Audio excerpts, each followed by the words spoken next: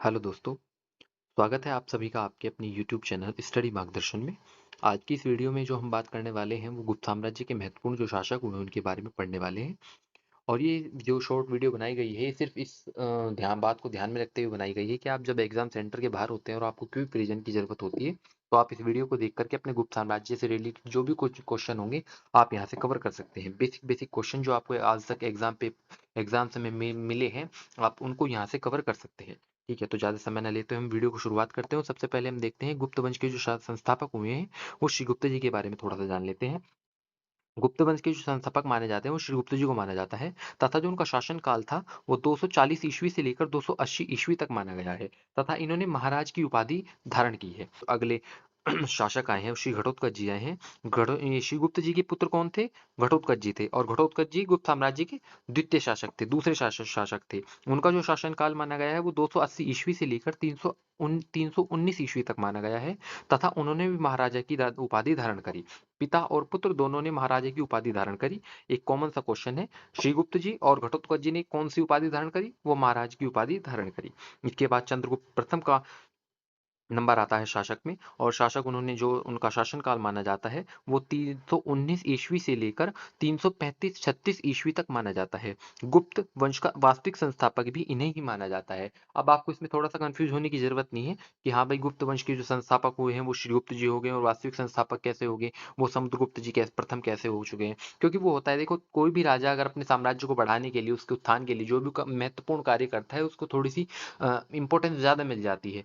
ठीक है, इसी वजह से इनको वास्तविक संस्थापक माना गया है। गुप्त साम्राज्य में जो इन्होंने गुप्त संवत की शुरुआत की थी वो भी चंद्रगुप्त प्रथम जी ने ही की थी। जैसे हम मनाते हैं शक संवत मनाते हैं और विक्रमादित्य संवत मनाते थे, उसी तरीके से उस टाइम पे गुप्त संवत जो मनाया जाता था वो किसके शासनकाल में मनाया जाता है? गुप्त साम्राज्य में गुप्त संवत की शुरुआत जो की थी वो चंद्रगुप्त प्रथम जी ने की थी तथा इन्होंने भी महाराजाधिराज की उपाधि धारण की थी। तो आपको देखो इसमें एक छोटी सी कॉमन बात मिली होगी, जो अब तक हमारे तीनों राजा हुए हैं गुप्त साम्राज्य के उन सब ने कोई ना कोई उपाधि धारण की है।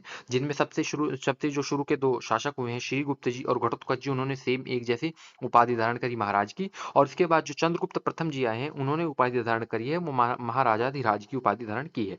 ठीक है, इतना कवर हो चुका है। इसके बाद हम अगला नोटिस पॉइंट करते हैं। इनका जो चंद्रगुप्त प्रथम जी का विवाह के बारे में जो बात है वो है ये सिर्फ इतनी है कि लिच्छवी की राजकुमारी कुमार देवी के साथ इनका विवाह हुआ। आपको एग्जाम में क्वेश्चन मिल सकता है कि समुद्रगुप्त जी का विवाह किस जगह की राजकुमारी के साथ, किस राजकुमारी के साथ हुआ? तो उसमें आपको सिर्फ इतना करना है, एक छोटी सी लाइन याद करनी है, लिच्छवी की राजकुमारी कुमार देवी के साथ हुआ है। ठीक है, अब हम अगले जो गुप्त साम्राज्य के शासक हुए हैं उनके बारे में देखते हैं। समुद्रगुप्त जी हुए हैं, समुद्रगुप्त जी के बारे में थोड़ा सा जान लेते हैं। शासनकाल इनका भी 335-36 ईस्वी से लेकर 375 ईस्वी तक माना गया है तथा इतिहासकार हुए हैं एक बहुत अच्छे V.A. स्मिथ ने भारत का नेपोलियन कहा है इन्हें। तो काफी अच्छा कॉमन सा क्वेश्चन है, आप हर एग्जाम में कहीं ना कहीं मिल ही जाता है किसी न किसी शिफ्ट में।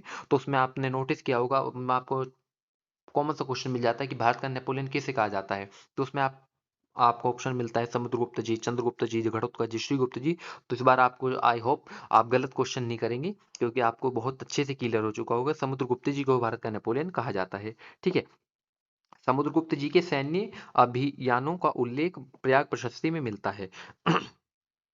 अगर आपसे कभी मन करे कि हाँ भाई हमें समुद्रगुप्त जी के बारे में थोड़ा सा जानना है, उनके बारे में जानना है, उनके जीवन के बारे में जानना है, उनका सैन्य युद्ध नीति क्या होती थी, उनका सैन्य अभिलेख क्या था, उनका जो उस टाइम पे सेना का दल था वो किस टाइप का था, तो आपको ये सब जानने के लिए प्रयाग प्रशस्ति में पढ़ने में थोड़ा सा टाइम देना पड़ेगा। लेकिन अभी सिर्फ आप इस पर ध्यान दें क्योंकि आपके एग्जाम पॉइंट ऑफ व्यू से ये इंपॉर्टेंट है। ठीक है, अब इनसे इनके बाद अगले जो शासक हुए हैं वो चंद्रगुप्त द्वितीय हुए हैं, जिनका शासनकाल 380 ईसा पूर्व से लेकर 412 ईस्वी तक हुआ है तथा शकों पर विजय के उपलक्ष्य में विक्रमादित्य की उपाधि धारण की थी। देखो अभी तक हमने क्या पढ़ा? हाँ भाई, सबसे पहले उपाधि श्रीगुप्त जी ने महाराज की उपाधि धारण करी, उसके बाद घटोत्कच जी ने महाराज की उपाधि धारण करी, चंद्रगुप्त प्रथम जी ने महाराजाधिराज की उपाधि धारण करी तथा समुद्रगुप्त जी को क्या कहा गया? समुद्रगुप्त जी को भारत का नेपोलियन कहा गया। किसने कहा?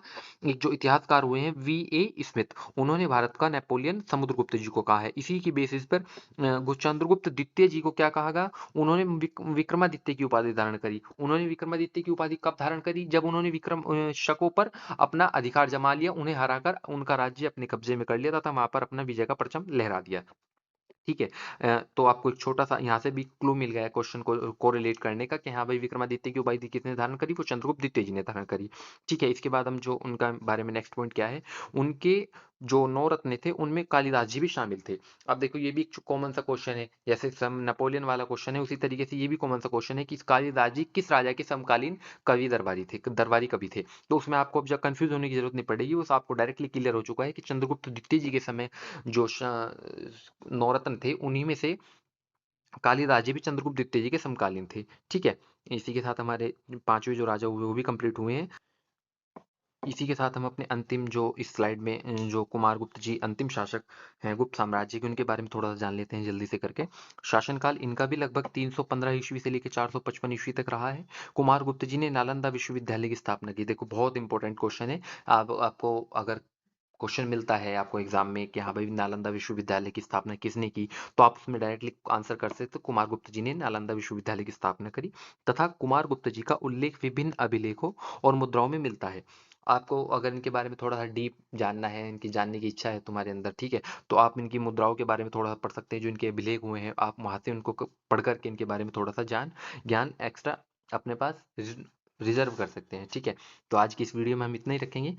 लेकिन हाँ, आप सभी के लिए एक छोटा-सा 1-2 क्वेश्चन और हैं जो एग्जाम के पॉइंट ऑफ व्यू से इंपॉर्टेंट हो जाते हैं। कालिदास जी तो आगे चंद्रगुप्त द्वितीय जी के टाइम पे, समुद्रगुप्त जी का दरबारी कवि कौन था? वो हरिसेन था। ठीक है, आपको एक इंपॉर्टेंट क्वेश्चन ये भी है। और इसके बाद आप ये जान सकते हैं कि ये गुप्तकालीन बौद्ध शिक्षा का महान केंद्र कौन सा था? वो नालंदा विश्वविद्यालय था, क्योंकि वो हमने वीड स्लाइड में कंप्लीट कर ही लिया है, क्योंकि हमने अभी पढ़ा कुमारगुप्त जी ने नालंदा विश्वविद्यालय की स्थापना करी।